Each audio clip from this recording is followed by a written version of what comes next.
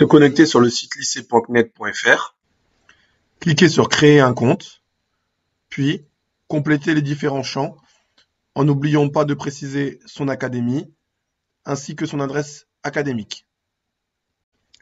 Vous recevrez ensuite un mail de confirmation d'inscription sur votre boîte mail académique.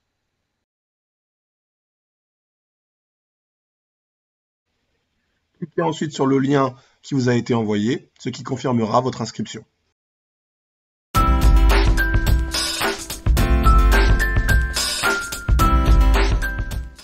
Connectez-vous avec votre identifiant et mot de passe sur le site lycée.net.fr. Une fois sur la page principale de Ma classe lycée à la maison, vous avez accès à l'ensemble des différents cours ainsi qu'à la classe virtuelle. Cliquez sur Ma classe virtuelle. Vous arrivez sur une nouvelle page qui présente le fonctionnement de la classe virtuelle. Cliquez ensuite tout en bas de la page sur l'onglet Classe virtuelle. On obtient deux liens, un lien modérateur pour l'enseignant qui anime la classe virtuelle, ainsi qu'un lien à communiquer aux élèves pour qu'ils puissent se connecter. Recopiez ensuite le lien modérateur dans une nouvelle page de votre navigateur pour pouvoir accéder à la classe virtuelle.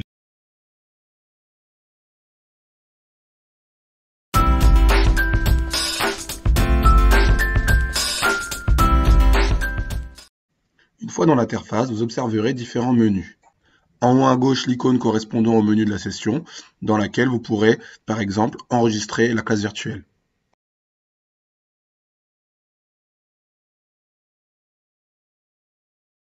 En bas à droite, vous trouvez l'icône correspondant au menu Collaborate, dans lequel vous trouverez 4 parties. Une partie correspondant aux paramètres, une seconde correspondant au partage de contenu, une troisième partie correspondant à la gestion du groupe, et enfin une dernière partie correspondant au chat.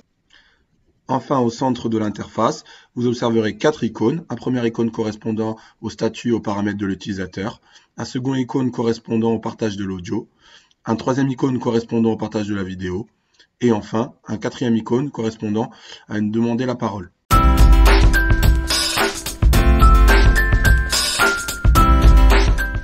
On peut maintenant voir que 2 élèves se sont connectés.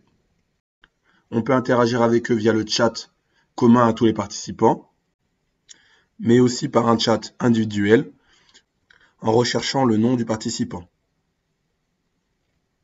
Par exemple, ici, on recherche Jean.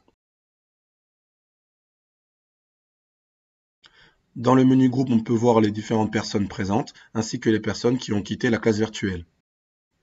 Dans le menu paramètres, on peut configurer les paramètres audio et vidéo, les paramètres de notification, ainsi que les paramètres de la session. Vous pourrez par exemple définir si les participants sont autorisés à utiliser leur micro et leur vidéo. Dans le menu partage de contenu, vous pourrez par exemple partager un tableau blanc, y faire figurer du texte ou bien annoter des documents. Vous pourrez réaliser des partages d'écran. Vous pouvez aussi partager des fichiers qui peuvent être annotés en direct. En cliquant sur les 3 petits points à côté du nom du participant, on peut par exemple le définir comme présentateur, afin qu'il ait accès au micro ou à d'autres droits. De la même manière, on peut lui enlever des droits. Vous pouvez aussi réaliser des travaux de groupe, en répartissant les participants dans le nombre de groupes que vous souhaitez.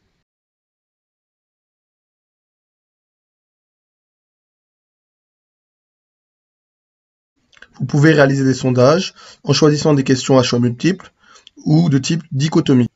Vous pourrez ensuite avoir immédiatement les réponses des participants. Enfin, une fois votre classe virtuelle terminée, n'oubliez pas d'arrêter l'enregistrement.